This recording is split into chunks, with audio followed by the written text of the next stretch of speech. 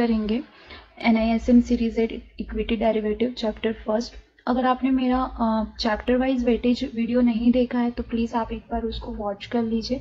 मैं top of the video उसका link provide कर दूंगी। आप उसमें किस चैप्टर से कितने मार्क्स के क्वेश्चंस आएंगे उसका कंप्लीट डिस्क्रिप्शन है, एंड देन आप फिर ये वाले वीडियो से स्टार्ट कीजिए। अगर आप मेरे वीडियो पे नए हैं तो प्लीज़ मेरे चैनल को सब्सक्राइब कीजिए एंड बेल आइकन को प्रेस कीजिए सो दैट कि कोई भी अगर नया वीडियो तो आपको उसका नोटिफिकेशन मिल जाएगा। ओके, सो स्टार्ट करते हैं बेसिक ऑफ डेरिवेटिव्स से। Basic of derivatives, actual derivatives क्या होते हैं, ठीक है। तो डेरिवेटिव समझने से पहले हम एक सिंपल सा एग्जांपल समझते हैं। आपने सुना होगा मे बी कि गोल्ड जो है वो फिजिकल फॉर्म में 54K चल रहा है, और गोल्ड का जो इलेक्ट्रॉनिक फॉर्म है, मतलब कि MCX पे जो रेट चल रहा है मल्टी कमोडिटी एक्सचेंज पे, वो 53K चल रहा है। ओके, सो इन दोनों का डिफरेंस क्या है, इन दोनों का क्या मीनिंग बनता है। सो ये जो फिजिकल गोल्ड है, ओके, तो आप सुनार की दुकान पे जाते हैं, गोल्ड खरीद के लेके आते हैं, तो उसका मतलब फिजिकल गोल्ड होता है। और इलेक्ट्रॉनिक फॉर्म में आप फिजिकली कुछ भी नहीं खरीदते हैं, आप गोल्ड अपने घर पे खरीद के नहीं लेके आते हैं, बट आपको अगर कोई प्रेडिक्शन आता है गोल्ड के ऊपर कि गोल्ड ऊपर जाने वाला है, बाइंग आने वाली है गोल्ड में या सेलिंग आने वाली है, तो आप MCX में अपना अकाउंट ओपन करके और वहाँ पे गोल्ड पे ट्रेडिंग करते हैं। तो ये जो आप गोल्ड पे ट्रेडिंग करते हैं, इस गोल्ड को डेरिवेटिव्स बोला जाता है। आप डेरिवेटिव में गोल्ड पे ट्रेडिंग करते हैं, आप फिजिकल पे गोल्ड में ट्रेडिंग नहीं करते हैं। और इस डेरिवेटिव गोल्ड की जो प्राइस रहेगी वो किस पे डिपेंड करेगी, फिजिकल गोल्ड पे। मतलब फिजिकल गोल्ड की जो भी प्राइस चल रही होगी उसके अप्रोक्सिस इलेक्ट्रॉनिक गोल्ड की प्राइस चलेगी। ऐसा कभी नहीं होगा कि इस गोल्ड की प्राइस 54K चल रही है और इसकी प्राइस 30K चलेगी, नहीं, ऐसा कभी नहीं होगा। ज़्यादा से ज़्यादा 1-2 हज़ार का डिफरेंस हो सकता है। मतलब यहाँ पे अगर 54,000 का गोल्ड चल रहा है तो यहाँ पे आपको मे बी 55K का गोल्ड मिलेगा, बट इससे ज़्यादा आपको डिफरेंस नहीं आएगा। सो यहाँ पे आपने क्या सीखा कि जो ये फिजिकल गोल्ड है ये अंडरलाइंग है किसकी, इलेक्ट्रॉनिक गोल्ड की। इसका प्राइस किस पे डिपेंड करेगा, इस फिजिकल गोल्ड पे डिपेंड करेगा। ये डेरिवेटिव्स है, हम इसमें क्या करते हैं, MCX पे ट्रेड करते हैं। ये फ्यूचर कॉन्ट्रैक्ट्स होते हैं, मतलब हम प्रिडिक्शन करते हैं कि फ्यूचर में गोल्ड का प्राइस क्या जा सकता है, अप जा सकता है या डाउन जा सकता है। So now we understand the practical definition of derivatives. Derivative is a contract or product whose value is derived from some other asset known as underlying. Okay, so derivatives क्या है, contract है। अब इसको contract क्यों बोला जाता है, okay, derivative क्या है, कॉन्ट्रैक्ट है। अब इसे कॉन्ट्रैक्ट क्यों बोला जाता है, बिकॉज ये जो कॉन्ट्रैक्ट है ये दो पार्टीज के बीच में बनता है। ओके, एक पार्टी बायर होती है और एक पार्टी सेलर होती है। अब ये दोनों पार्टी क्या करती हैं, रेट डिसाइड करती हैं, फ्यूचर रेट्स डिसाइड करती हैं कि फ्यूचर में जो भी असेट है उसकी वैल्यू क्या होगी, अप जाएगी या डाउन जाएगी। तो अप प्रिडिक्शन कौन करता है, बायर करता है, और सेल प्रिडिक्शन कौन, डाउन साइड प्रिडिक्शन कौन करता है, सेलर करता है। तो ये बेसिक है कि कॉन्ट्रैक्ट किसके बीच में बनता है, दो पार्टीज के बीच में बनता है, एक बायर होता है, एक सेलर होता है। ये दोनों क्या करते हैं, फ्यूचर रेट प्रिडिक्ट करते हैं, किसका, असेट का। फ्यूचर रेट कैसे कि या तो फ्यूचर रेट अप जाएगा या डाउन जाएगा। तो जो अप प्रेडिक्ट करता है वो बायर होता है, जो डाउन प्रेडिक्ट करता है वो सेलर होता है, और इसके अकॉर्डिंग, वो प्रिडिक्शन के अकॉर्डिंग बाइंग या सेलिंग के ऊपर ट्रेड करते हैं, ठीक है। So derivative is a contract और a product whose value is derived from underlying asset. अब अगर इसको हम शेयर्स के फॉर्म में सीखेंगे तो शेयर्स हम ले लेते हैं यहाँ पे SBI का, स्टेट बैंक ऑफ इंडिया का, ठीक है। अब ये स्टेट बैंक ऑफ इंडिया का शेयर चल रहा है 192 रुपीज़ के प्राइस पे। ये क्या है, कैश है। कैश मतलब अगर आप ये शेयर परचेस करते हो तो आप क्या बन जाते हो, शेयर होल्डर बन जाते हो, है ना। आप यहाँ पे अगर डिविडेंड्स आते हैं और बोनस आता है तो आप इन सब चीज़ों के लिए एलिजिबल होते हो। स्प्लिट होता है तो कंपनी आपको ये सब प्रोवाइड करती है, बट डेरिवेटिव्स में ऐसा नहीं होता है। अगर स्प्लिट बोनस कुछ भी आया तो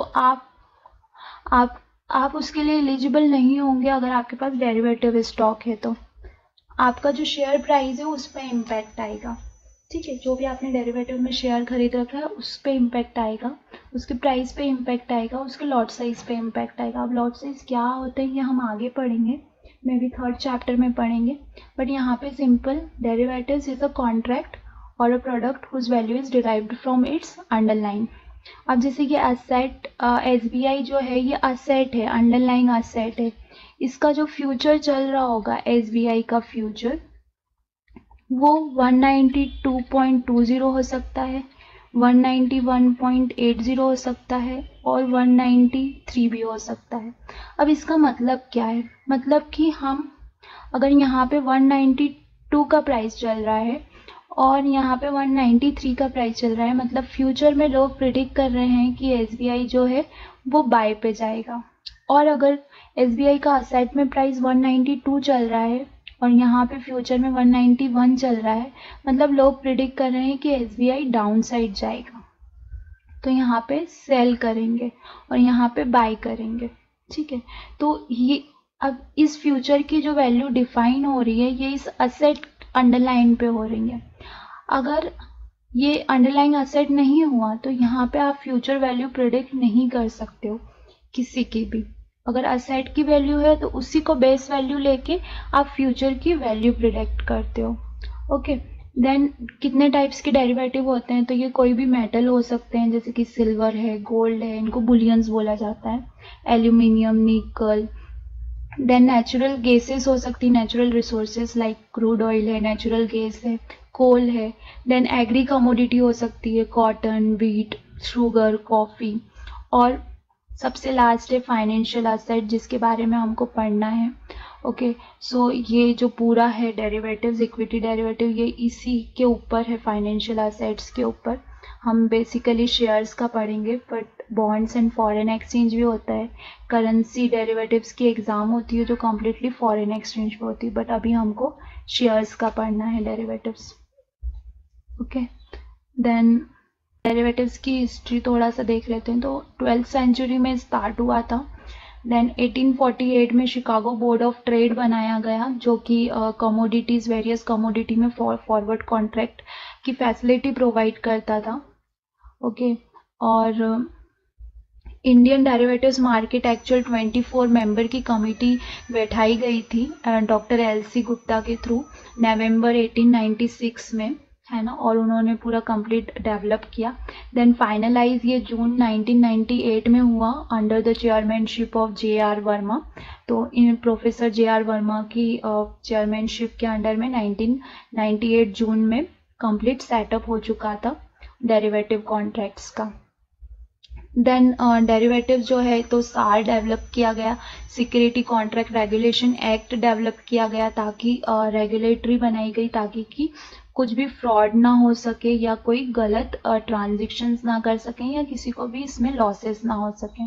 देन फाइनली जून 2000 में जो है सेबी ने परमिट किया NSE और BSE को जो इक्विटी डेरिवेटिव सेगमेंट को इंट्रोड्यूस करने के लिए, ओके। सो ये सब जो है मेन पॉइंट्स हैं, आप नोट करके रखिए। इसमें से 1 या 2 क्वेश्चन आपके सेट होंगे, okay. Then types of derivative ये मेन है। टाइप्स ऑफ डेरिवेटिव का मेनली 4 टाइप्स के डेरिवेटिव्स होते हैं। फर्स्ट इज फॉरवर्ड कॉन्ट्रैक्ट, ठीक है। Second one is future contract, third one is option और fourth one is swap. So सबसे फर्स्ट फॉरवर्ड कॉन्ट्रैक्ट ही इंट्रोड्यूस किया गया था, बट इसमें कुछ लिमिटेशंस थी, तो एडवांस करने के लिए फ्यूचर कॉन्ट्रैक्ट किया गया और कुछ ड्रॉबैक्स भी थे फॉरवर्ड कॉन्ट्रैक्ट के, इसलिए फ्यूचर को इंट्रोड्यूस किया गया। एंड फ्यूचर को हेज करने के लिए, पोजीशंस को लॉस से बचाने के लिए, रिस्क मैनेजमेंट के लिए या फिर रिस्क को कम करने के लिए ऑप्शन इंट्रोड्यूस किया गया। ओके, सो सबसे फर्स्ट हम फॉरवर्ड कॉन्ट्रैक्ट पढ़ते हैं। फॉरवर्ड कॉन्ट्रैक्ट क्या होता है कि दो पार्टीज बायर और सेलर आपस में ही कॉन्ट्रैक्ट बना लेती हैं, आपस में ही एग्रीमेंट कर लेती हैं, इसमें कोई भी मीडिएटर नहीं होता है। सो जो भी फॉर सपोज कोई एक व्यक्ति है जिसने कि गोल्ड के ऊपर फॉरवर्ड कॉन्ट्रैक्ट सेट किया है, एक बोल रहा है कि अभी 52,000 का गोल्ड चल रहा है, एक बोलता है कि अगले महीने जो है 51 का हो जाएगा गोल्ड, सेलर ऐसा बोल रहा है। ठीक है, तो बायर बोलता है कि ठीक है, तो तुम मुझे अभी 51 में बेच दो, दे दो, है ना, और अगले महीने में 52K में तुम ले लेना। ठीक है, तो ये इन दोनों के बीच में ही आपस में एक एग्रीमेंट बन गया। एग्रीमेंट बन गया भी काउंटर पार्टी नहीं है, मतलब कोई भी यहाँ पर मीडिएटर नहीं है जो कि इन दोनों के ऊपर ध्यान रखे कि बायर ने ये प्राइस प्रोवाइड किया है सेलर को या नहीं। उसने अगर गोल्ड खरीदा है तो गोल्ड के बदले में इतना पैसा सेलर को दिया है या नहीं दिया है। ओके, सो यहाँ पे कोई काउंटर पार्टी नहीं होती है, दो लोग आपस में ही ट्रेड सेटअप कर लेते हैं, एग्रीमेंट बना लेते हैं। और ये जो एग्रीमेंट बनाते हैं, तो इस एग्रीमेंट को क्या बोला जाता है, इस कॉन्ट्रैक्ट को क्या बोला जाता है, over the counter agreement, over the counter agreement और ओवर द काउंटर एग्रीमेंट और over the counter contract. Okay, so forward में आप बहुत रेयरर ट्रेड होता है, ज़्यादा ट्रेड नहीं होता है फॉरवर्ड में। नॉर्मली एग्री कमोडिटीज़ में फॉरवर्ड में ट्रेड होता है। इसमें कुछ लिमिटेशंस थी, यहाँ पे फ्रॉड होने के चांसेस ज़्यादा थे। यहाँ पर कुछ प्रॉज भी थे कि हर कोई फॉरवर्ड कॉन्ट्रैक्ट में इंटरेस्टेड नहीं होता था, क्योंकि काउंटर पार्टी रिस्क बहुत ज़्यादा थी, कोई भी मीडिएटर नहीं था यहाँ पे, कोई भी क्या बोलना चाहिए कि गारंटी प्रोवाइड करने वाला कोई भी नहीं था, तो लोग यहाँ पे ट्रेड करने से डरते थे। तो इस वजह से फॉरवर्ड कॉन्ट्रैक्ट को एडवांस करने के लिए फ्यूचर कॉन्ट्रैक्ट को इंट्रोड्यूस किया गया। फ्यूचर कॉन्ट्रैक्ट में क्या होता था कि यहाँ पे एक्सचेंज के थ्रू ट्रेड होता था। बायर और सेलर जो रहते थे वो एक्सचेंज पे आते थे और अपने प्राइस, उनको जो भी प्राइस सिक्योरिटीज़ का समझ में आता है, जो भी प्राइस उनको ठीक लगता है, उस प्राइस पे वो अपना ट्रेड सेटअप करते थे। ओके, सो यहाँ पे बायर और सेलर को एक दूसरे को ढूंढना पड़ता था। यहाँ पे बायर को सेलर को नहीं ढूंढना है, ना ही सेलर को बायर को ढूंढना है, ये एक्सचेंज करेगा। एक्सचेंज पे बायर और सेलर आएंगे और एक पर्टिकुलर प्राइस के ऊपर डिसाइड होता है कि कहाँ पे ट्रेड किया जा सकता है ना, जिसका जो प्रिडिक्शन रहेगा। अगर फॉर सपोज आपको लगता है कि शेयर का प्राइस ऊपर जाने वाला है तो आप बाय करते हो, अगर आपको लगता है कि शेयर का प्राइस डाउन साइड आने वाला है तो आप सेल करते हो। तो फ्यूचर कॉन्ट्रैक्ट क्या होता है कि एडवांस लेवल है किसका, फॉरवर्ड कॉन्ट्रैक्ट का। यहाँ पे ये ऑर्गेनाइज्ड होता है और रेगुलेट होता है किसके थ्रू, एक्सचेंज के थ्रू। किसके बीच में, दो पार्टीज के बीच में। दो पार्टीज कौन होती हैं, एक बायर रहेगा और एक सेलर रहेगा। Then third type of derivatives is option contract. Option contract क्या होता है कि ऑप्शन एक कॉन्ट्रैक्ट होता है जो कि राइट्स प्रोवाइड करता है बट ऑब्लिगेशन नहीं प्रोवाइड करता है। और ऑप्शन हम इन डिटेल पढ़ेंगे जो ऑप्शन वाला चैप्टर है उसमें, बिकॉज अभी मैं आपको समझाऊंगी ऑब्लिगेशन राइट, तो ये आपके दिमाग के ऊपर से जाएगा। तो ये ऑप्शन के ऊपर इन डिटेल हम ऑप्शन वाले चैप्टर में पढ़ेंगे, बट फिर भी आप एक बार समझ लीजिए कि ऑप्शन कॉन्ट्रैक्ट क्या करता है, राइट प्रोवाइड करता है, ऑब्लिगेशन प्रोवाइड नहीं करता है। किसको, बायर और सेलर को। ठीक है, राइट प्रोवाइड करता है, ऑब्लिगेशन प्रोवाइड नहीं करता है बायर और सेलर को। और ऑप्शन में आप बाय भी कर सकते हो और सेल भी कर सकते हो। जो बायर होता है ऑप्शन का वो प्रीमियम पे करता है और जो सेलर होता है ऑप्शन का वो प्रीमियम रिसीव करता है। ठीक है, देन स्वैप कॉन्ट्रैक्ट। तो स्वैप क्या होता है, एक एग्रीमेंट होता है made between two parties to the exchange cash flow in the future according to the pre arranged formula. अब ये बेसिकली शेयर्स के लिए यूज़ नहीं होता है, ये डेब्ट सिक्योरिटीज़ के लिए यूज होता है, जैसे कि बॉन्ड्स हैं या फिर डेबेंचर्स हैं, उनमें यूज़ होता है, ज़्यादा शेयर्स में नहीं यूज़ होता है। और जो स्वैप है वो पार्टिसिपेंट को रिस्क, जो भी मतलब रिस्क है, वॉलेटिलिटी जो आ रही है इंटरेस्ट रेट में, उस रिस्क को मैनेज करने के लिए यूज़ किया जाता है। नॉर्मली ये इंटरेस्ट रेट डेरिवेटिव्स बोला जाता है इसको।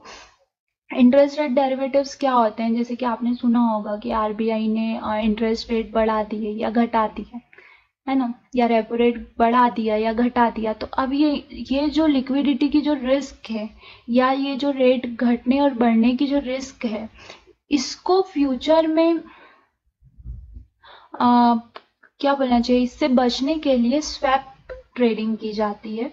और इसमें भी सेम होता है, एक पार्टी अगर 6% पे रेडी हो गई है तो अदर पार्टी 7% के लिए रेडी होती है। जब दोनों पार्टीज एक रेट पे डिसाइड कर लेती हैं तो उनके बीच में एक कॉन्ट्रैक्ट बन जाता है, एक एग्रीमेंट बन जाता है, और वो उस पर्टिकुलर प्राइस पे ट्रेड करते हैं।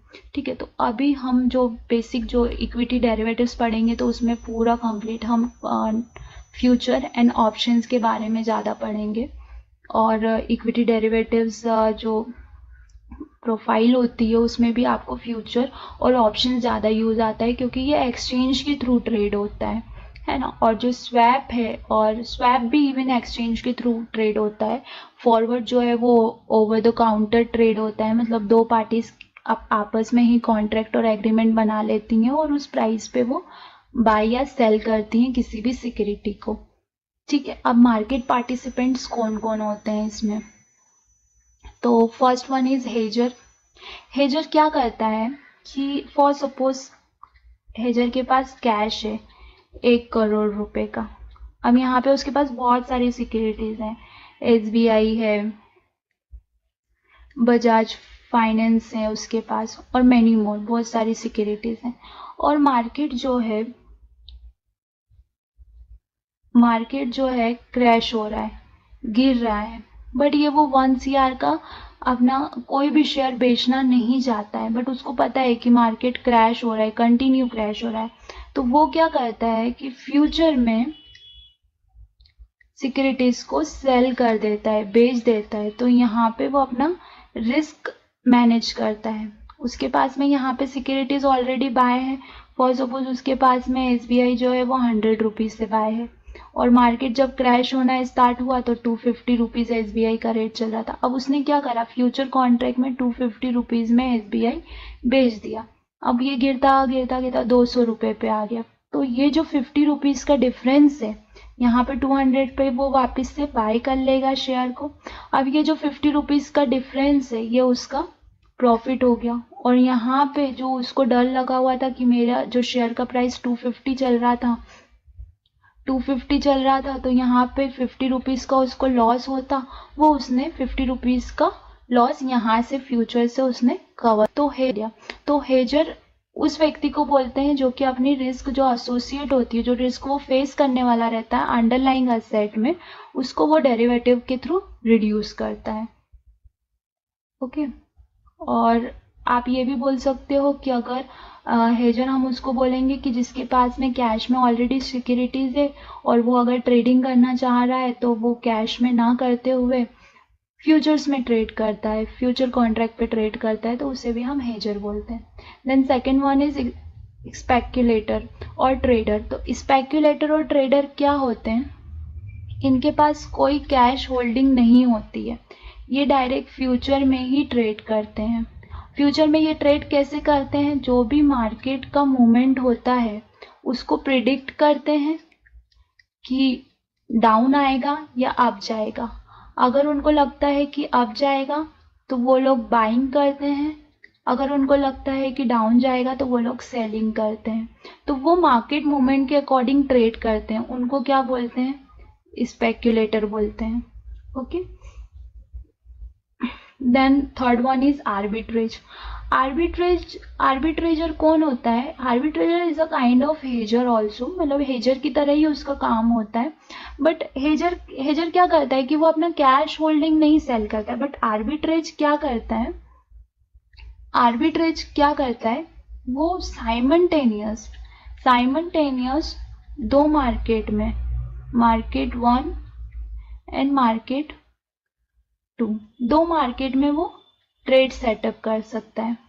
अब ये दोनों मार्केट में भी ये फ्यूचर इंडेक्स हो सकता है और ये स्टॉक हो सकता है, मे बी ये फ्यूचर स्टॉक हो सकता है और मे बी वो फ्यूचर इंडेक्स ही हो सकता है, और मे बी ये इंटरेस्ट रेट डेरिवेटिव हो सकता है यहाँ पर, और यहाँ पर फ्यूचर स्टॉक हो सकता है या फ्यूचर इंडेक्स हो सकता है। तो आर्बिट्रेज क्या करता है कि साइमल्टेनियसली दो मार्केट में अपनी पोजीशन सेटअप करता है, तो उसको हम आर्बिट्रेज बोलते हैं। ओके, सो ये 3 टाइप्स के पार्टिसिपेंट होते हैं मार्केट में, हेजर, स्पेकुलेटर और आर्बिट्रेजर। हेजर क्या करता है, अपने रिस्क को कम करता है। कैसे कम करता है, अगर उसके पास अंडरलाइंग असेट है तो वो डेरिवेटिव में पर्टिकुलर स्टॉक को या इंडेक्स को सेल करके अपने रिस्क को रिड्यूस करता है। स्पेकुलेटर क्या होता है, जो कि मार्केट मूवमेंट के अकॉर्डिंग अपना पोजीशन सेटअप करता है। उसको लगता है बाय प्रिडिक्ट हो रहा है तो बाय पोजीशन सेटअप करता है, सेल प्रिडिक्ट हो रहा है तो सेल पोजीशन सेटअप करता है।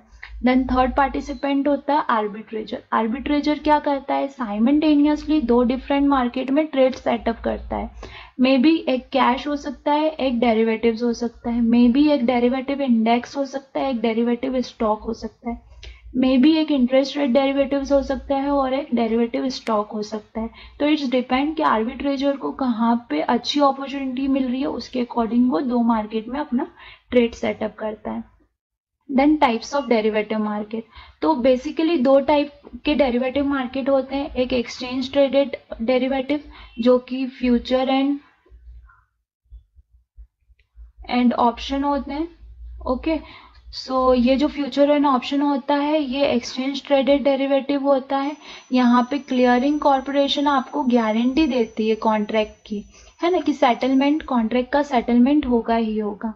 और जो सेकंड वन होता है वो ओवर द काउंटर होता है। यहाँ पे जो पार्टीज हैं वो डायरेक्टली क्या होती है, एग्रीड हो जाती हैं या डायरेक्टली आपस में कॉन्ट्रैक्ट सेटअप कर लेती हैं, कोई काउंटर पार्टी नहीं होती बीच में। और ये थ्रू टेलीफोनिक या इलेक्ट्रॉनिक मीडियम या आमने सामने बात करके ही ये लोग आपस में डिसाइड कर लेते हैं कॉन्ट्रैक्ट को। तो ये दो तरीके के डेरिवेटिव मार्केट होते हैं। First one is exchange traded derivative, second one is over the counter derivative. Exchange traded में क्लियरिंग कॉर्पोरेशन गारंटी देती है कि कॉन्ट्रैक्ट जो है वो सेटलमेंट होगा उसका ट्रांजेक्शन का, और over the counter derivatives directly agreed हो जाते हैं between the two parties. Okay, then next is significance of derivative. So derivative क्या हेल्प करते हैं, है ना। तो डेरिवेटिव्स जो हैं वो आपको फ्यूचर एक्सपेक्टेशंस प्रोवाइड करते हैं कि फ्यूचर में अंडरलाइंग असेट का प्राइस क्या हो सकता है, बाइंग हो सकता है या सेलिंग साइड हो सकता है, अप जा सकता है या डाउन साइड जा सकता है। देन डेरिवेटिव मार्केट आपको हेल्प करते हैं टू ट्रांसफर द रिस्क। आपको जो, जैसे मैंने समझा, आपको पहले समझाया था कि अगर कैश में किसी के पास में एसबीआई या परचेज किया हुआ है और वो बहुत सालों से बोनस और डिविडेंड्स का है फिट ले रहा है, और अब जो है मार्केट जो है डाउन साइड आना स्टार्ट हो गया, मतलब कि एसबीआई उसके पास था रुपीज से था, आज उसकी वैल्यू 250 रुपीज हो गई है और मार्केट जो है वो डाउन साइड आ रहा है और वो ये शेयर अपना बेचना नहीं चाहता, सेल नहीं करना चाहता है। तो वो क्या करेगा कि फ्यूचर में एसबीआई को सेल कर देगा 250 के लेवल से, और 250 से ये स्लिप होके 200 के लेवल तक आ जाता है। तो यहाँ पे उसको 50 पॉइंट का प्लस मिल जाएगा। जो यहाँ पे उसकी रिस्क एसोसिएट हो रही थी 50 से 200 की तरफ, 50 पॉइंट्स की, वो उसने यहाँ से कवर कर ली। अब आज 200 के रुपीज़ पे भी है उसका शेयर, तो उसको कोई दिक्कत नहीं है क्योंकि वो ऑलरेडी 50 रुपीज़ का प्रॉफिट ले चुका है। सो ये एक बेनिफिट है डेरिवेटिव्स का। देन सेकेंड बेनिफिट है कि आप अपना रिस्क किसी और को ट्रांसफर कर सकते हो। ठीक है, आप क्या कर सकते हो, रिस्क ट्रांसफर कर सकते हो। कैसे कर सकते हो रिस्क ट्रांसफर, सेल करके ट्रांसफर कर सकते हो अपना रिस्क। मतलब आपने 200 से खरीदा था, 250 हो गया। अब यहाँ पे आपको रिस्क लग रहा है कि ये ऊपर जाएगा या नीचे आएगा, तो आप क्या करोगे, 250 पे किसी और को सेल कर दोगे। तो अब ये जो 250 रुपीज़ का रिस्क है ये किसी और बायर को ट्रांसफ़र हो गया। अब ये इसका रिस्क है कि 250 से ऊपर जाएगा या लो जाएगा, है ना। अगर ऊपर जाएगा तो वो प्लस रहेगा, अगर नीचे आएगा तो नेगेटिव में रहेगा वो। तो आप अपना रिस्क ट्रांसफ़र कर सकते हो with the help of derivative. Position को हेज भी कर सकते हो आप, है ना, या फिर सेल कर सकते हो। Then derivative market shift of speculation trade from unorganise market to organise market. मतलब कि जो कैश में सेलिंग होती थी, लाइक आपको अगर पता हो तो कैश में आप अपनी बाय पोजीशन होल्ड कर सकते हो, बट अगर आपने सेल किया है, आपके पास में डिलीवरी नहीं है स्टॉक की, तो ये पोजीशन आप होल्ड नहीं कर सकते। बट फ्यूचर में आप बाय पोजीशन भी होल्ड कर सकते हैं एंड सेल पोजीशन भी होल्ड कर सकते हैं। कब तक, अप टू कॉन्ट्रैक्ट एक्सपायरी, मतलब जब तक कॉन्ट्रैक्ट की एक्सपायरी नहीं हो जाती तब तक आप पोजीशन को होल्ड कर। ओके, सो इस तरीके से जो स्पेकुलेटर्स हैं वो पहले कैश में ट्रेड करते थे, बट अब वो फ्यूचर्स में शिफ्ट हो गए बिकॉज उनको सेल का होल्डिंग कैपेसिटी मिल जाता है। देन यहाँ से आप रिस्क मैनेजमेंट मैकेनिज्म को अच्छी तरीके से फॉलो कर सकते हो with the help of hedging, arbitrage. Okay, then next one is various risk face by the participant. अब जो डेरिवेटिव्स के पार्टिसिपेंट होते हैं उनको बहुत सारी रिस्क फेस करना पड़ सकती है। काउंटर पार्टी रिस्क, मतलब कि मे बी काउंटर पार्टी जो है, मीडिएटर जो है, वो डिफ़ॉल्ट निकल जाता है, जो कि मेनली फॉरवर्ड में होता था, इसलिए फॉरवर्ड को हटा के फ्यूचर इंट्रोड्यूस किया गया। ओके, देन प्राइस रिस्क, मतलब कि आपने डिसाइड किया था 100 पे और वो बोल रहे हैं कि नहीं 100 नहीं 101 पे डिसाइड किया था हमने, तो ये प्राइस रिस्क हो सकती है। लिक्विडिटी रिस्क हो सकती है कि आप सेल करना चाहते हैं पर आपको सेलर ही नहीं मिल रहा है ना, तो ये लिक्विडिटी रिस्क हो सकती है। लीगल और रेगुलेटरी रिस्क हो सकती है, मतलब कि मे बी कोई आपको फोर्सफुली कॉन्ट्रैक्ट को ख़त्म करने के लिए बोल सकता है, या फिर आप कॉन्ट्रैक्ट ख़त्म करना चाहते हैं और अब सामने वाला नहीं कर रहा है, तो ये फोर्सफुली कॉन्ट्रैक्ट और लीगल रेगुलेटरी रिस्क होती है। देन ऑपरेशनल रिस्क हो सकती है, मतलब इसमें कुछ भी फ्रॉड हो सकता है, इनएडिक्वेट डॉक्यूमेंट पे आपके सिग्नेचर ले सकते हैं, इम्प्रॉपर एग्जीक्यूशन हो सकता है, तो ये सब होता है। देन और ये सारे जो रिस्क हैं इसका एक मॉडल रिस्क डिस्क्लोजर जो है, इस पे एक क्वेश्चन आता है। हाँ, मॉडल रिस्क डिस्क्लोजर डॉक्यूमेंट जो है वो ट्रेडिंग मेंबर को देना पड़ता है at the time of account opening to the जो भी कस्टमर है या क्लाइंट है उसे, ठीक है। So first chapter is completed. अगर आपको इससे रिलेटेड कोई भी क्वेश्चंस हैं या फिर कोई डाउट्स हैं तो आप कमेंट सेक्शन में मुझे लिख के पूछ सकते हैं। And thank you for watching.